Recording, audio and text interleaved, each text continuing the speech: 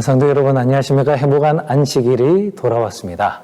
다시 묵상 기도하심으로 안식일 환영 예배 시작하겠습니다.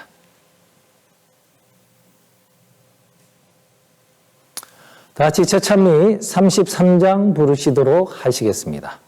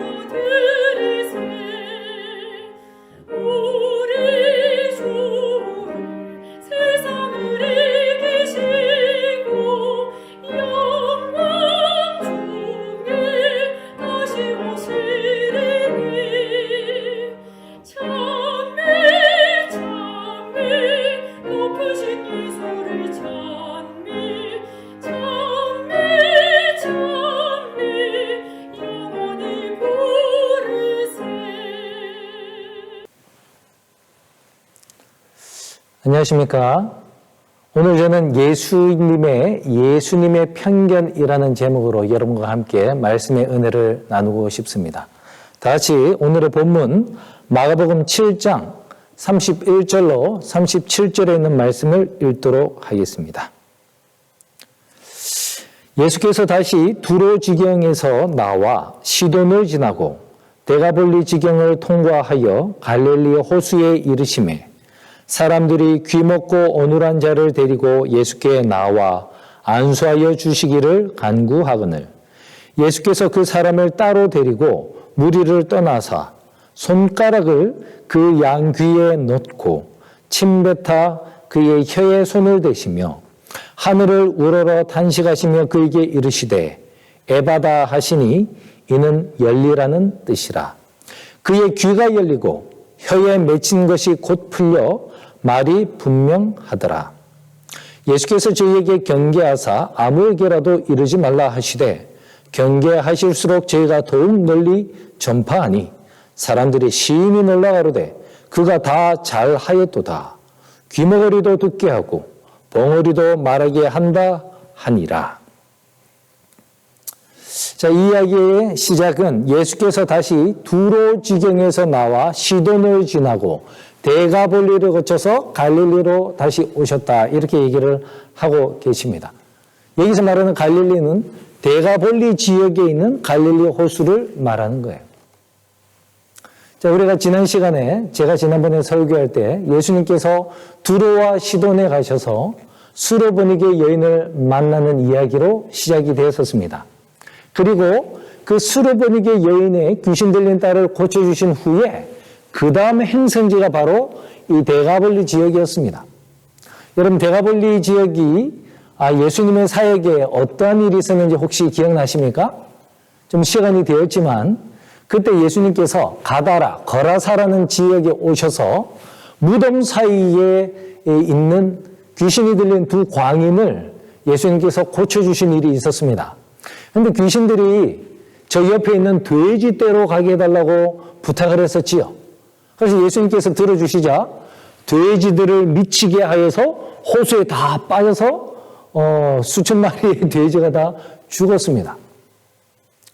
그때의 동네 사람들은 당장 눈에 보이는 이 재정적인 손해에 대한 화가 남과 또 예수님이 더 계시다가는 더 이상한 손해가 있을 수 있다는 막연한 두려움에 휩싸여서 예수님을 떠나가 달라고 부탁을 했었지요. 예수님 사람의 자유의지를 강요하지 아니하시니까 떠나가 달라니까 예수님은 떠나셨습니다. 그때 고침을 받았던 두 광인이었던 사람이 예수님을 따르겠다고 부탁을 하였습니다. 저도 따라가겠습니다. 그랬더니 예수님이 뭐라고 하셨죠? 아니다. 너희는 나를 따르지 말고 너희 동네를 돌아서 내가 너를 어떻게 고쳤는지, 내가 너에게 어떻게 자비를 베풀었는지 사람들에게 이야기를 해줘라 라고 말씀을 하셨습니다. 그래서 두 사람은 첫 번째 데가볼리 지역의 선교사가 되었지요. 이제 머리도 단정하게 이제 깎았는지 뭐 하는지 모르겠지만 수염도 깎고 단정한 옷을 입고 동네를 돌아다니면서 혹시 저 기억나십니까? 저 거라사 지역의 그 무덤 사이에 있던 그 귀신 들린 사람들이 이게 바로 저희였습니다. 하지만 갈릴리에서 오신 예수님이라는 분이 저희를 귀신에게서부터 낫게 해 주셨습니다. 그분은 저희가 생각할 때는 하나님께로부터 온 하나님의 아들, 유대인들의 메시아인 것 같습니다. 예수님 믿으세요. 이러고 이제 돌아다닌 것입니다. 자, 그 얘기를 들으니까 이 데가볼리 지역에 예수님을 쫓아냈던 동네 사람들이 마치 이러지 않았겠습니까? 여러분, 있을 때는 잘 몰랐는데 막상 없으니까 굉장히 아쉬운 거. 버스가 있을 때는 안 타도 돼 했는데 막상 버스가 지나니까 다음 버스는 안 오고 막 그런 심정. 이 귀신 들린 사람들의 간증을 듣고 나니 자기 주변의 친구들이 생각이 나는 거예요. 내 누구도 귀신 들렸고 그 집 아들도 귀신 들렸는데 귀신만 들렸나? 또 아픈 사람들도 고칠 수 있을 건데 그분을 괜히 보냈다.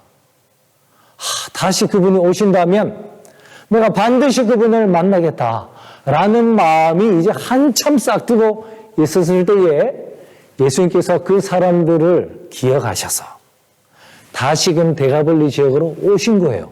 그 얘기를 맨 처음에 듣고 나온 사람들이 오늘 본문에 귀가 안 들리고 입이 어눌해진 병자를 데리고 온 사람들이었던 것입니다. 예수님이 언제나 그러하셨듯이 도움을 요청하는 사람들을 도와주셨어요. 그런데 여러분께서도 오늘 본문에서 읽으시면서 굉장히 의구해 하셨을 법한 굉장히 색다른 방법으로 병자를 고치시는 모습이 나옵니다. 보통은 말씀으로만 이렇게 나아라 이렇게 하셨는데 오늘은 어떻게 하십니까? 제가 이게 연구를 한번 해봤어요. 두 귀를 그 병자의 귀에다 꽂아야 되고 그 다음에 침을 뱉은 것을 그 병자의 혀에도 이렇게 동시에 대야 되기 때문에 아마 제가 이제 이 환자가 있다고 하면 이 새끼손가락 제일 긴 게 새끼손가락과 엄지손가락이 거리니까 귀에는 이렇게 놓고 침을 뱉은 손을 그 혓바닥에 이렇게 이런 식으로 대시지 않았을까? 아니면은 그게 그냥 이런 식으로 얼굴을 감싸 안는, 예? 제가 저한테는 못하지만 반대로 하면 이렇게 얼굴을 감싸 안는 모습으로 그에게 이렇게 했다고 우리가 유추해 볼 수 있겠습니다. 왜 그렇게 하셨을까? 자, 여러분, 이 사람 지금 뭐가 안 들리는 사람이에요? 귀가 안 들리는 사람이에요. 귀가 안 들리는 사람에게 내가 나왔다 해도 들려요, 안 들려요? 안 들려요. 그래서 내가 나왔다라는 말씀을 시각화하고 감각화하여서 이렇게 그 사람의 얼굴을 딱 만지면서 구멍에 손을 넣고 혀를 만지면서 이렇게 예수님께서 만져주심으로 내가 너를 고치고 있으니 나으라 라는 말씀을 시각화, 감각화 하셨다고 우리가 생각해 볼 수가 있겠습니다. 여러분, 예수님께서 손가락을 사용하시는데요. 성경에는 하나님의 손가락을 이렇게 표현하였습니다. 자, 우리 먼저 출애굽기 8장 19절을 한번 보시겠습니다. 술객이 바로에게 고하되 이는 하나님의 권능이니이다. 여기까지만 읽겠습니다. 맨 처음에 10개의 재앙이 하나님의 능력이 애굽에 차례대로 나타나자 술객들도 그걸 따라 하다가 어느 순간에 가서는 더 이상 흉내도 못하게 된 것입니다. 그때 그 술객들이 바로 왕이시여 이는 하나님의 권능인입니다 라고 얘기를 해요. 하나님의 능력이 나타난 거라서 우리가 더 이상 어떻게 할 수 없습니다 라고 하는데 그 하나님의 권능을 문자적으로 히브리 본문에서는 하나님의 손가락입니다 라고 얘기를 해요. 신약 성경에도 그 표현이 나옵니다. 누가복음 11장 20절을 보시면 그러나 내가 만일 하나님의 손가락을 힘입어 귀신을 쫓아내는 것이면 하나님의 나라가 이미 너희에게 임하였느니라. 하나님의 손, 하나님의 손가락, 또 다른 곳에서는 하나님의 권능으로 이렇게 번역을 하는데 헬라 본문 그대로 봐도 이것은 하나님의 손가락으로 나옵니다. 그래서 하나님의 손가락은 하나님의 능력과 하나님의 권능을 상징하는 것이었습니다. 시편 8편 3절에 보시면 주의 손으로 주신 하늘과 이렇게 하면서 하나님의 손이 창조와 관련된 것도 나타내고 있죠. 하나님이 왜 그의 손을, 그의 손가락을 이 병자의 얼굴에, 귀에 이렇게 대셨을까요?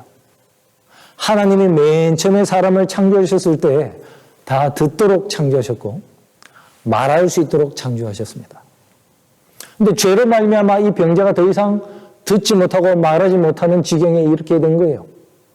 그래서 이 병자에게는 재창조가 필요한 것입니다. 고치는 것이 곧 재창조하는 것이었어요. 창조에 사용되었던 하나님의 손, 하나님의 권능과 또 어떻게 하셨어요? 말씀으로 창조하셨잖아요. 그래서 아마 침은 예수님께서 아담에게 그 코에 후 이렇게 불어넣으시면서 생기를 불어넣는 것처럼 예수님의 입에서 나오는 말씀과 생기를 상징하는 게 아니었을까 이렇게 생각을 해봅니다. 그렇게 예수님께서는 이 병자의 귀와 혀를 얼굴을 툭 이렇게 만지시고 어떻게 하셨어요? 하늘을 우러보시면서 뭐라고 외치셨다? 에바다. 에바다는 아람어로 열려라 라는 말이었습니다. 그러니까 정말 그 귀가 열리고 그 혀가 풀렸습니다. 여러분, 그가 정말 맨 처음에 들었던 말씀이 무엇이었을까요? 여러분, 아침 일찍 산보를 해보시면 어떤 소리가 들리십니까? 새 소리가 가장 크게 들리죠. 새들도 다 소리가 다 틀려요. 그렇죠? 종류가 다 틀린 새 소리가 들립니다.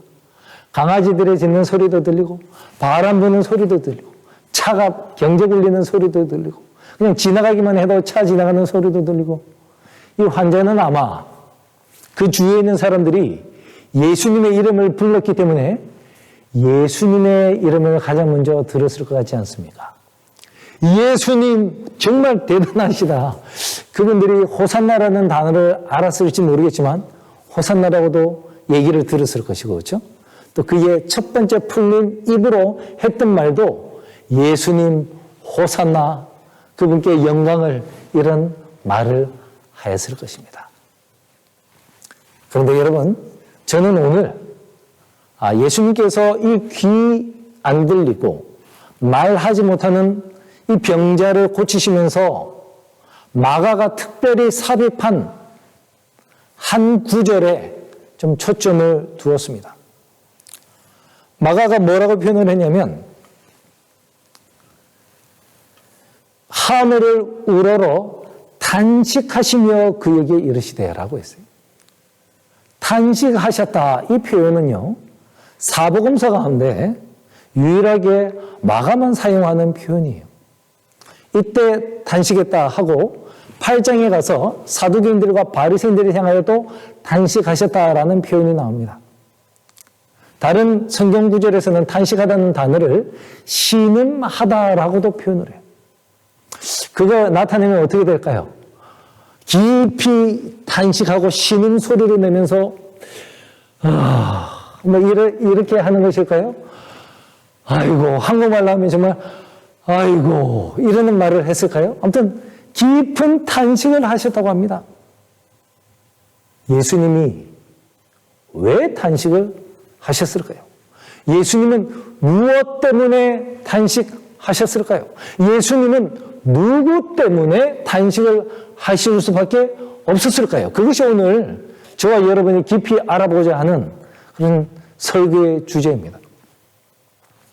성경에는 표현이 없으니까 우리 잠시 시대의 소망에서 주는 짧은 힌트를 한번 캐치를 해보겠습니다. 시대의 소망 404페이지에 이 표현이 있습니다. 예수께서는 그를 군중에게서 따로 데리고 가셔서 손가락을 그의 귀에 놓고 그의 혀에 손을 대시며 하늘을 우러러보시고 진리를 향하여 열지 않은 귀와, 자, 진리를 향하여 열지 아니하는 귀와 구주를 시인하기를 거절하는 혀를 생각하고 탄식하셨다. 이 사람은 지금 육신적으로 귀가 들리지 않아요. 이 사람은 육신적으로 혀가 말을 할 수가 없는 상태입니다. 그런데 귀가 잘 들리는데 예수님의 설교와 예수님의 모든 가르침이 다 잘 들리는데도 진리만은 듣지 않겠다는 그 귀와 말은 잘해요. 정말 유창한 언어로 수사학적인 말을 하면서 막 하는 그 유대인들의 혀에서 예수님을 당신은 하나님의 아들이시오 그리스도입니다 라는 고백이 나오지 않는 그 귀와 그 닫혀버린 귀와 그 굳어버린 혀를 생각하시면서 탄식하셨다는 것입니다. 여러분, 이 말씀을 바탕으로 예수님께서 탄식할 수밖에 없었던 그 당시의 세 무리를 살펴보겠습니다. 자, 첫 번째는 이 환자에게 기도하시면서 탄식하셨으니 이 환자가 의미하는 이방인들에게 대한 탄식이 있었습니다. 이 사람들이 지금 대가볼리 지역에서 살고 있는 사람들이라 그랬죠. 신구약 중간사 시대에 헬라, 즉 위쪽에 있던 셀루쿠스 왕조가 유대인들을 견제하기 위하여 사람들을 강제로 이주시켜서 10개의 도시를 만들었습니다. 그래서 지리적으로 가장 이스라엘과 가까이 사는 사람들이 바로 이 대가볼리 지역에 있는 사람들이었습니다. 지금은 인터넷이 있고 TV가 있으니까 세상 지구 반대편에 있는 것도 동시간으로 모든 소식을 접할 수가 있는 시대입니다. 그런데 그 당시에는 그런 게 없었기 때문에 지리적으로 가까울수록 더 빨리 소식을 들을 수 있는 것이었습니다. 즉, 이 대가볼리에 사는 사람들은 그 어떤 이방인들보다 이스라엘의 종교가 무엇인지에 대하여 또 최근에 활동하고 계시는 유명한 예수님이 누구시며 그의 사역이 무엇이었는지에 대하여 가장 먼저, 가장 빨리, 가장 잘 들을 수 있는 이방인들이었습니다. 그들에게는 어떤 면에서는 커다란 축복이었죠.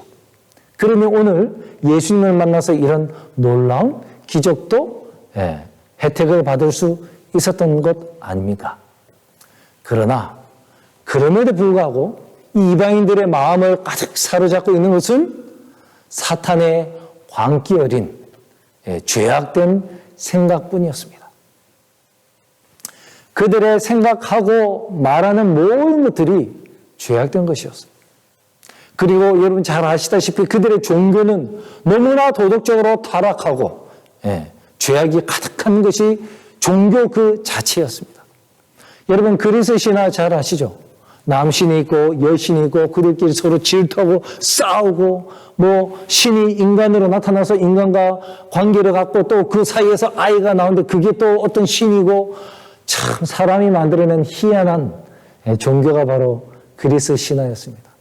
그런 무지와 목매와 어두움 가운데 죄악의 흑암 가운데 머물러 있던 사람들이 바로 이방인들이었습니다. 여러분 근데 이방인들은 핑계라도 있죠. 어떤 핑계가 있습니까?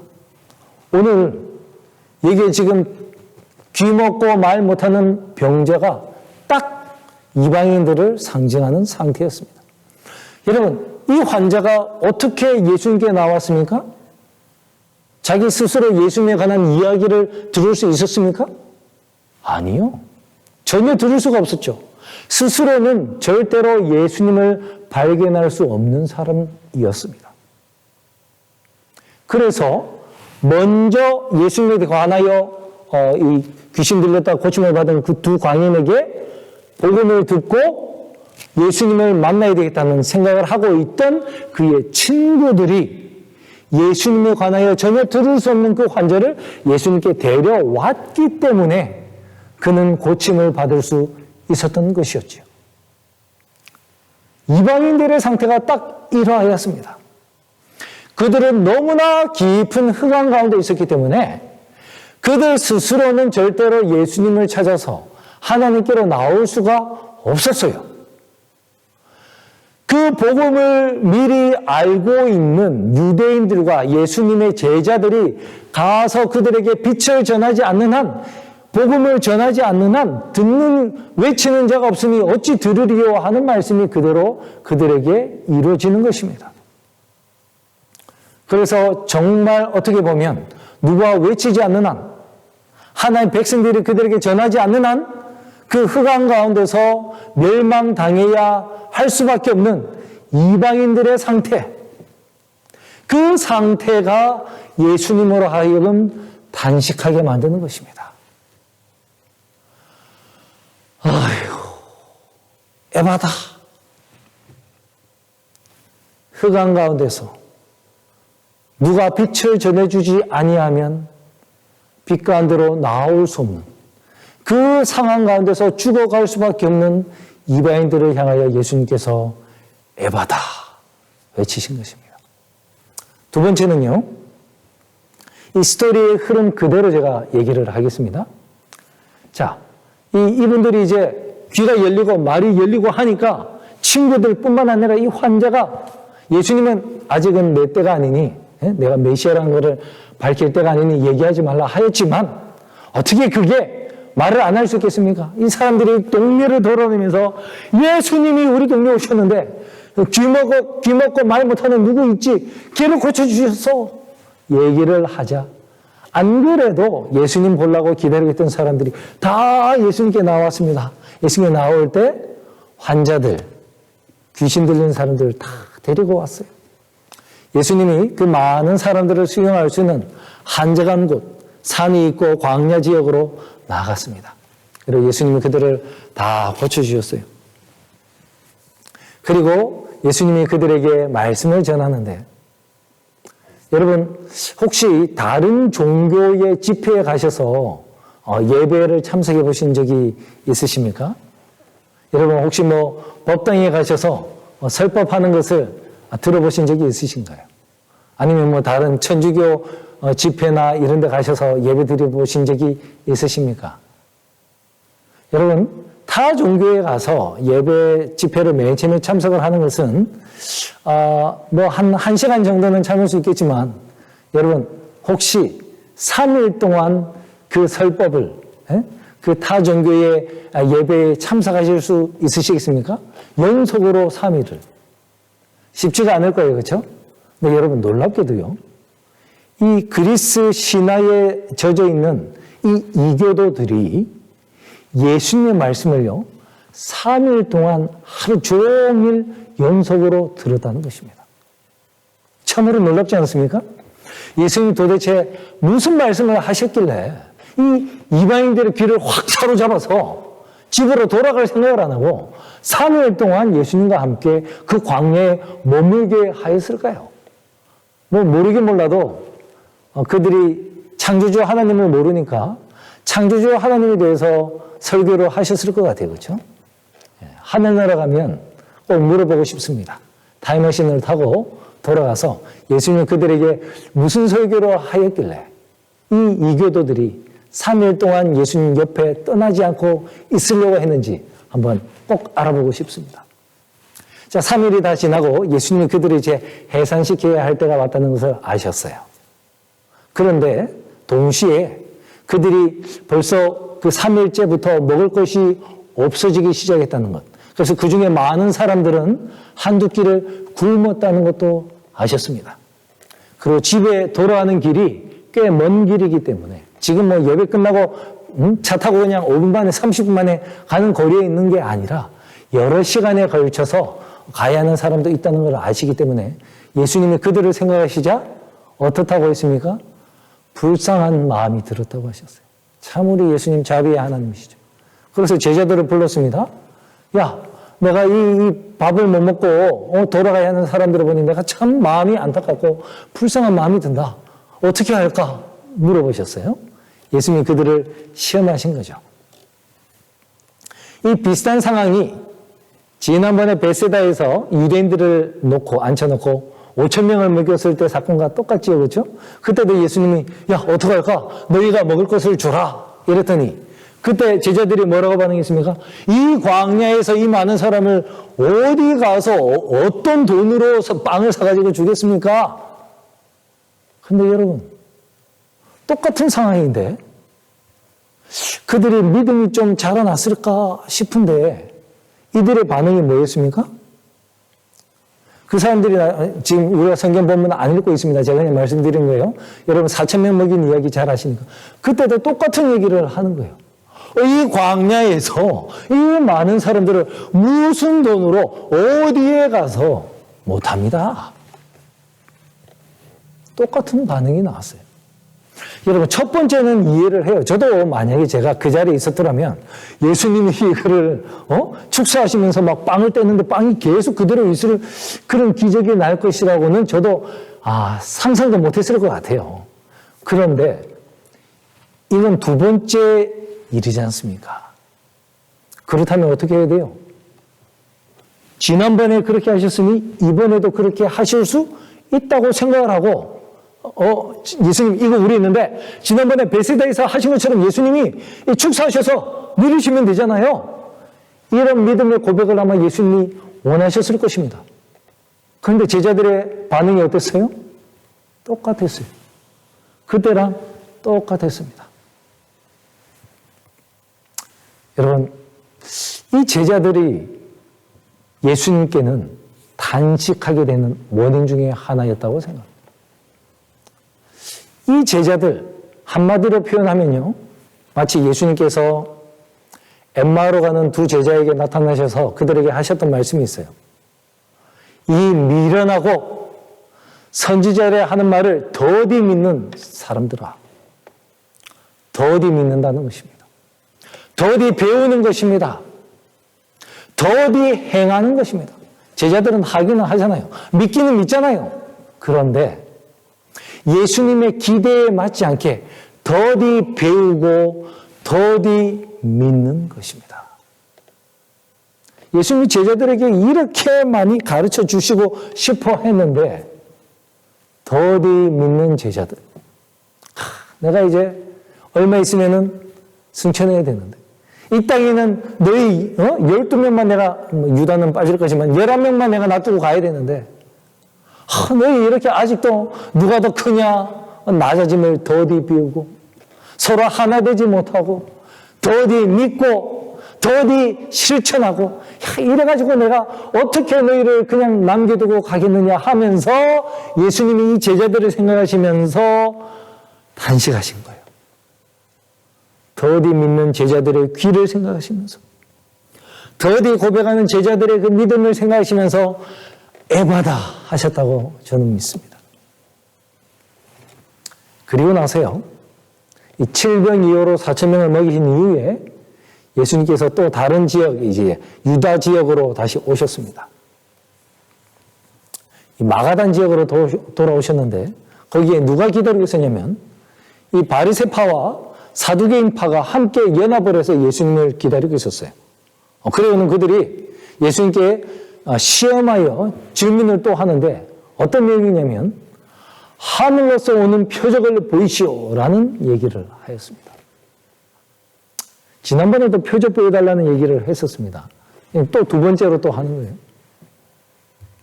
여러분 지금 예수님이 어디를 돌아오시고 지금 이 자리에 오셨습니까? 맨 처음에는 두로와 시돈. 두로와 시돈에서 수로보니게 여인을 만났어요. 근데 여러분 수로보니게 여인이 예수님을 뭐라 불렀는지 여러분 혹시 기억나십니까? 다윗의 자손이여 주여라고 불렀다고 우리가 배웠었습니다. 다윗의 자손은 메시아를 상징하는 그런 용어라고 말씀드렸어요. 여러분, 이 수로보니게 여인은 자기 눈으로 단 한 번도 이전에 예수님의 기적을 목격한 적이 없어요. 예수님의 표적을 본 적이 없습니다. 다만 유대인들의 이야기를 듣고 예수님께 나와 다윗의 자손이여 주여라고 고백하였다는 거예요. 그와 반면에 이 유대인들은 예수님을 뭐라 부른지 아십니까? 이 바리새인들은 예수님을 뭐라 부른지 아십니까? 항상 그들은 선생이여, 랍비여 이렇게 불렀어요. 그런데 이 랍비는 어떤 랍비? 듣보잡 랍비. 유명한 무슨 랍비 밑에서 문화성에서 배운 그런 족보 있는 랍비가 아니라 그냥 스스로 그냥 대충 배워서 아는 그런 듣보잡 랍비여 하면서 선생이여 이렇게 항상 얘기를 해요. 근데 여러분 예수님의 표적을 단 하나도 보지도 못했던 이 수로보니게 이방 여인은 예수님을 다윗의 자손으로 부르고 인정을 했는데 데가볼리 지역에 있는 이 이교도들은 예수님의 말씀을 너무나 즐거워하여 3일 동안 듣고 그들이 3일 후에 어떻게 했는지는 성경에 나와 있지 않지만 그들도 정말 7병 2호 사건을 보고 예수님을 메시아로 고백하지 않았겠습니까? 그랬는데 이 예수님께서는 밤낮으로 예루살렘과 갈릴리 지역에서 그들이 다 보는 가운데서 병자들을 고치시고 기적을 일으키시고 예수님 침례 받으실 때는 하늘에서 이는 내 사랑하는 아들이여 내 기뻐하는 소리를 많은 사람들이 들었는데 수많은 표적을 이미 보여주셨는데도 여전히 믿지 아니하고 진리에 대하여 귀를 막고 이방인들 입에서 다윗의 자손이요 당신은 그리스도입니다 라고 나오는데 정작 이 백성들의 입에서는 그냥 선생이여라는 말밖에 나오지 아니하니 그들의 막힌 귀와 그들의 굳어버린 혀를 생각하시면서 예수님이 유대인들을 향하여 단식하시며 에바다 외치신 것입니다. 이방인들의 딱한 처지를 생각하시면서 단식하셨고 더디 믿고 더디 배우는 제자들을 바라보시면서 예수님이 단식하셨고 진리에 대하여 귀를 막고 예수님을 구주로 시인하지 않는 하나님의 택한 선민 유대인들의 완고함을 보시면서 단식하셨습니다. 그런데 여러분 예수님께서 단식하셨던 또 하나의 부류가 더 있습니다. 그거는 바로 먼 미래에 이 예수님의 단식과 제자들과 유대인들의 모든 이야기를 다 읽을 미래에 있을 저와 여러분을 보시면서 예수님이 단식하신 거예요. 그 사람들은 이렇게 하면 어떻게 될지 몰랐어요. 그런데 우리는 믿으면 어떻게 되고 믿지 않으면 어떻게 되고 예수님 시인하면 어떻게 되고 시인하지 않으면 어떻게 되고 인과관계가 어떻게 되는지를 성경 말씀을 통해서 다 알았습니다. 그런데도 불구하고 여전히 우리가 더디 믿고, 더디 고백하고, 더디 순종한다면 사실 이 앞에 있는 세 부류의 사람들보다 우리가 더욱더 예수의 마음을 단찍게 한 사람들이 되지 않겠습니까? 최근에 있었던 저희 잠시 부끄러운 몇 가지의 경험을 함께 좀 나누고자 합니다. 저희가 보스턴에서 왔잖아요. 보스턴에 지금은 이제 쿼터백이 바뀌어가지고 요즘은 잘 못한다고 하는데 그때는 유명한 쿼터백이 있었죠. 그래서 저희가 있는 동안에 슈퍼볼을 3번이나 우승을 했어요. 그러니까 그것 때문인지 자연스럽게 이제 풋볼에 관심을 갖게 되고 저희 특별히 첫째 아들이 풋볼을 굉장히 좋아하게 되었습니다. 보스턴에 있을 때는 조그만 상용학교에 다녔기 때문에 쉬는 시간마다 아이들끼리 그냥 게임할 정도지 제대로 이렇게 헬멧 쓰고 이렇게 하지는 못했어요. 그런데 제가 이제 캘리포니아 이사를 온다고 하니까 아이가 어느 학교에 갈 거니?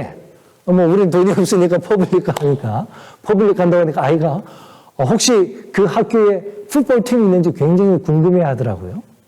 근데 중학교 때는 없었는데 이제 웨더랜드 스쿨을 가니까 거기는 이제 풋볼팀이 있죠. 그러니까 아이가 그 팀에 갔어요. 그래서 기어 탁 쓰고 이제 게임도 하고 이렇게 아주 재밌어 했습니다.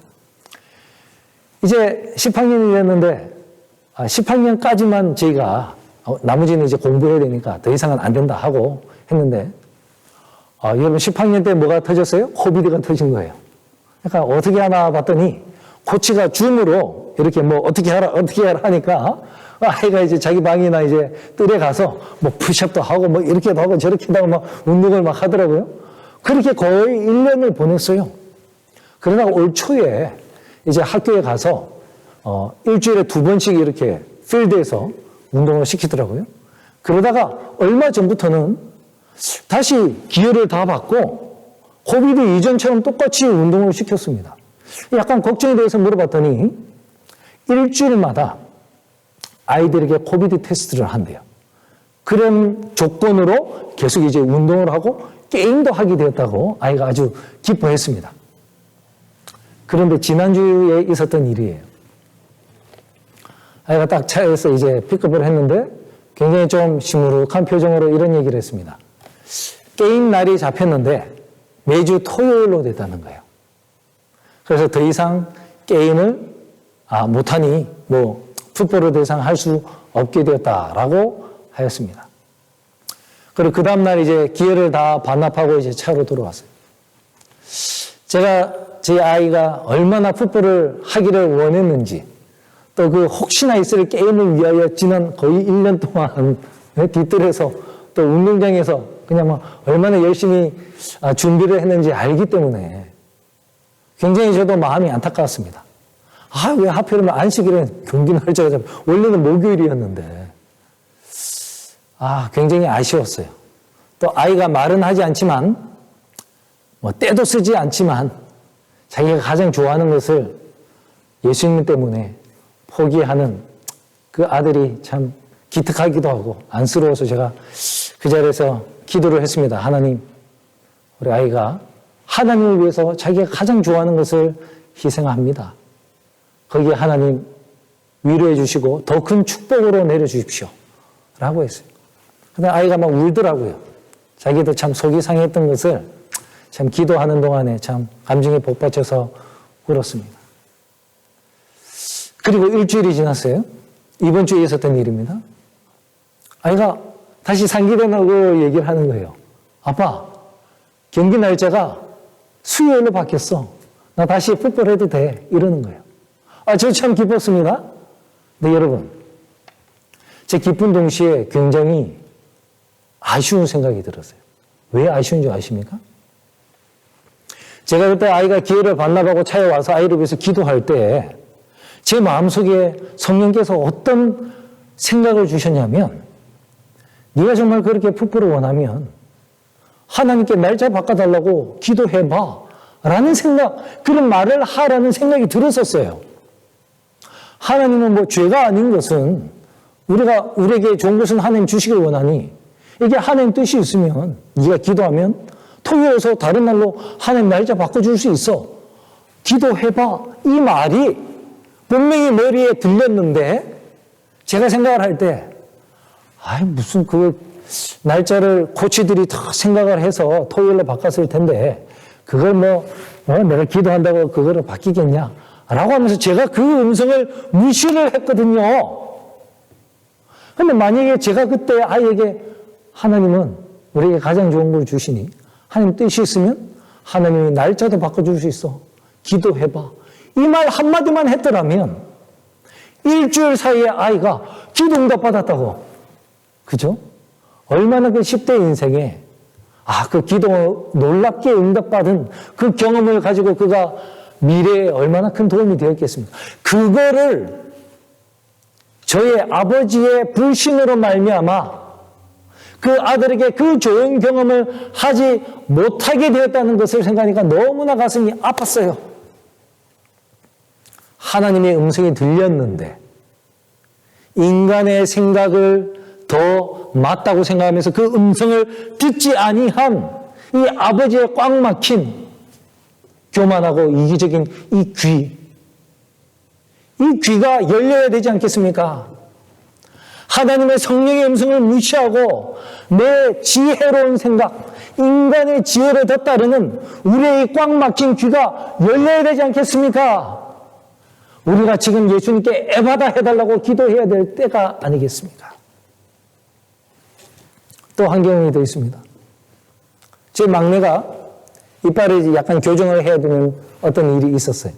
그래서 이빨 교정을 하고 있는데 최근에는 이제 밑에도 리테이너로 해가지고 2주 안에 제가 이렇게 4번을 돌려서 약간 넓혀야 하는 그런 사명을 치과의사에게 받았습니다. 그걸 이제 받아와서 한 번을 제가 이제 돌리고 난 다음에 아이가 리테이너를 잊어먹었다는 거예요. 침대 어디 뒀는데 어딘지 모르겠대. 제가 그거를 이제 침대로 다 이제 매트리스 덜어내고 박스프링 덜어내고 찾아봤는데 없어요. 침대가 아니고 다른 데 어디다 놔뒀겠지. 잊어먹었을 때 우연히 이렇게 살다 보면 나오는 때가 있지 않습니까? 그래서 우연히 나올 거다 생각을 하고 그냥 하루를 지냈습니다. 그래도 안 나와요. 그래서 이번에는 그 다음날은 둘째 아들과 함께 찾아봤습니다.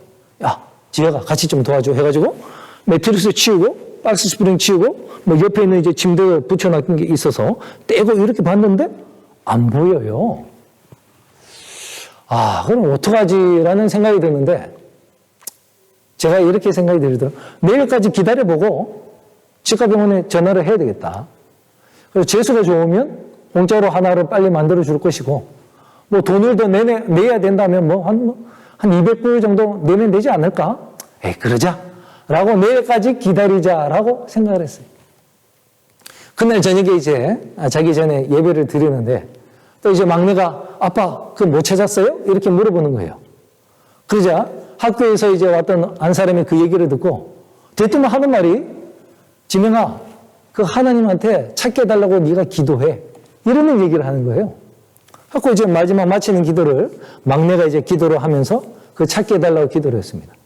아이가 이제 이빨 닦고 잘 준비를 하는 동안에 제가 다시 마지막으로 이제 침대를 한번 해보자 하고 다시 매트리스를 드러내고 박스 스프링을 딱 드러냈는데 여러분 guess what? 거기 있는 거예요.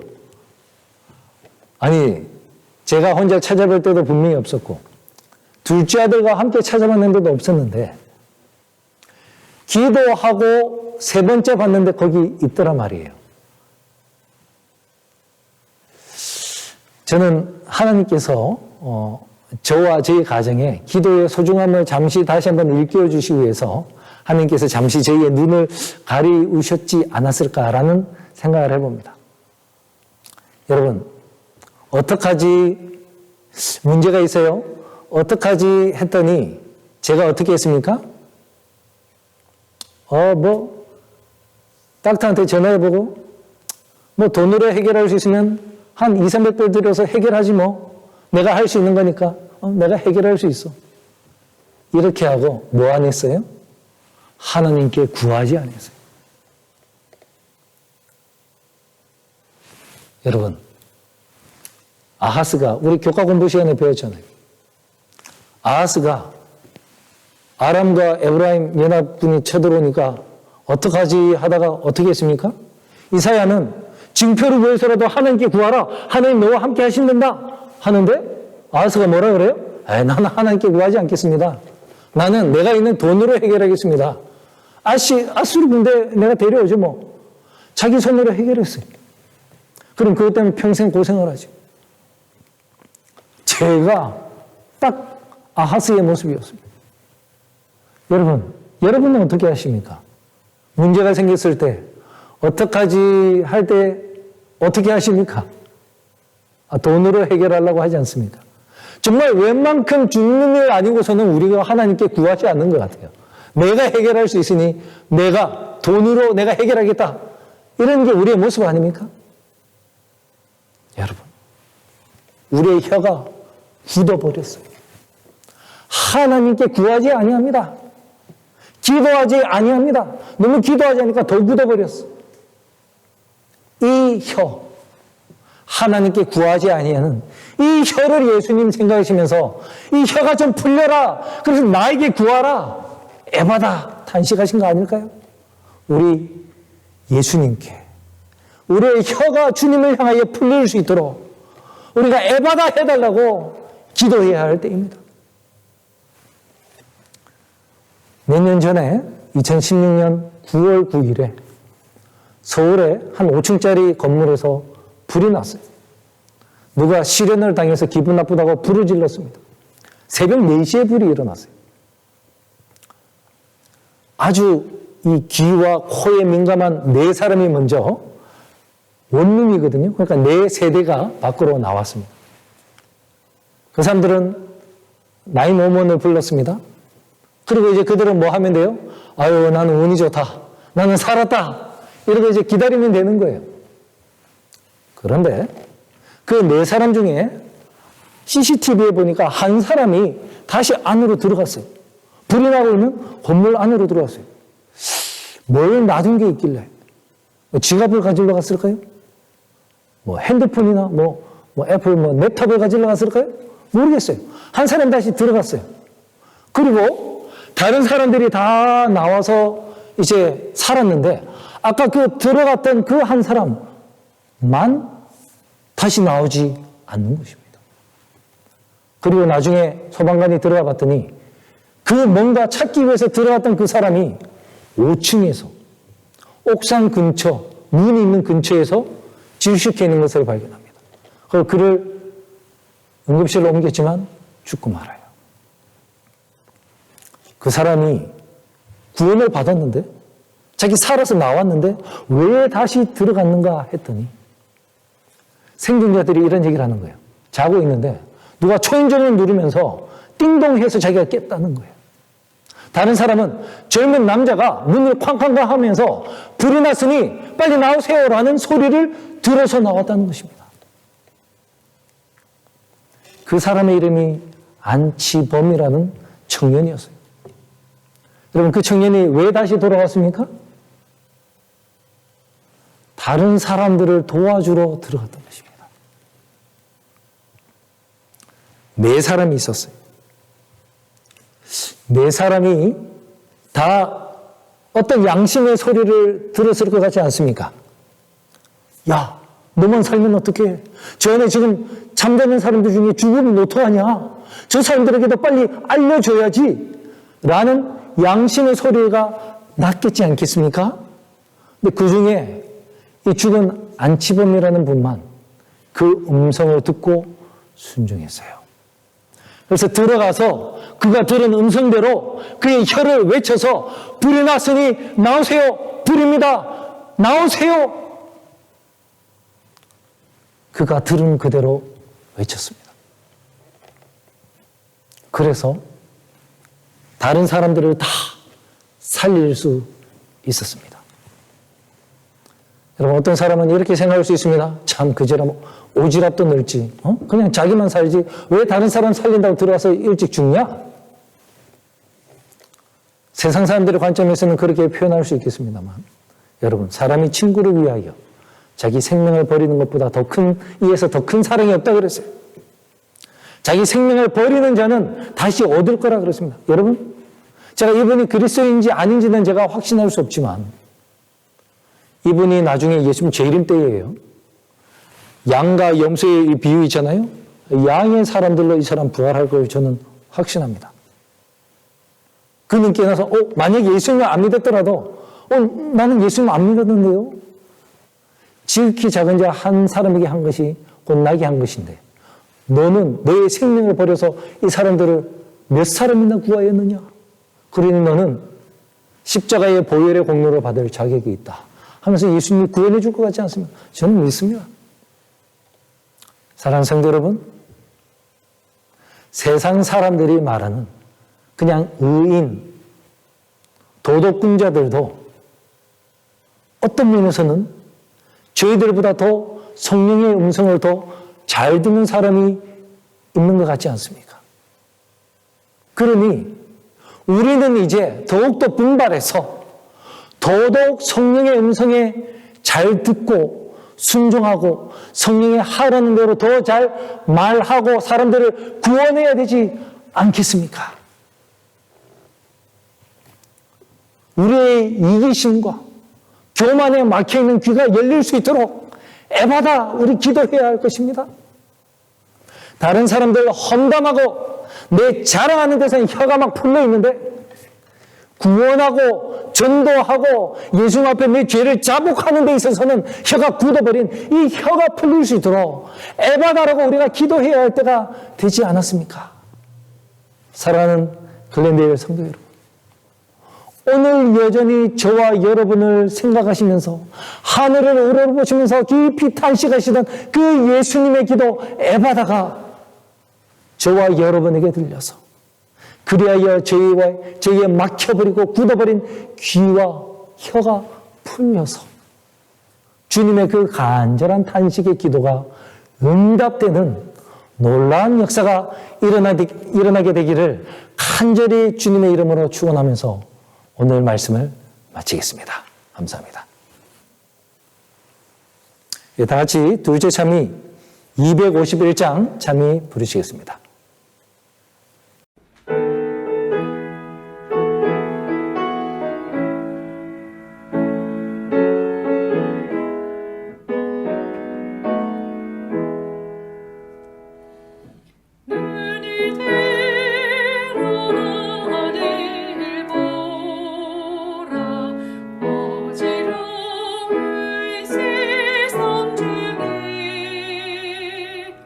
곳곳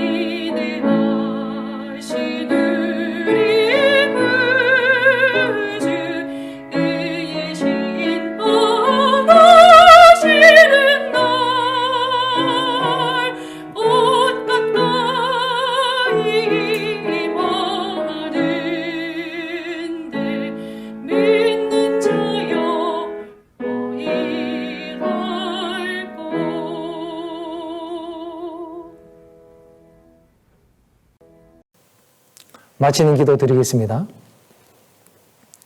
감사하신 아버지 하나님, 주님을 믿고 주님을 따르고 주님의 남은 자손이라 고백하면서도 여전히 우리의 교만으로 귀를 막아서 성령의 음성을 거역하고 듣지를 아니하고 이 세상에 대한 자랑에는 술술술 말이 나오고 남을 욕하고 비난하는 데는 말이 술술술 나오는데 전도하거나 중보기도 하거나 우리의 죄를 고백하는 데는 이렇게 어눌해져 버린 우리의 정말 귀머거리 되고 이 벙어리 된 현 상태로 주님께 고백하오니 주님 오늘 다시 한번 제 귀에 에바다 외쳐주시고 열릴 수 있도록 도와주시옵소서. 주님 우리의 양심이 세상 사는 사람들보다 더 무디어져서야 되겠습니까?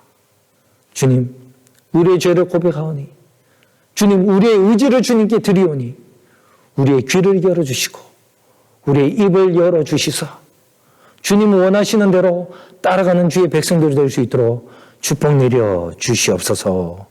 예수님 이름으로 기도합니다. 아멘. 감사합니다. 이것으로 모든 금요일 환영 예배를 마치겠습니다. 모두 행복한 밤 되십시오. 감사합니다.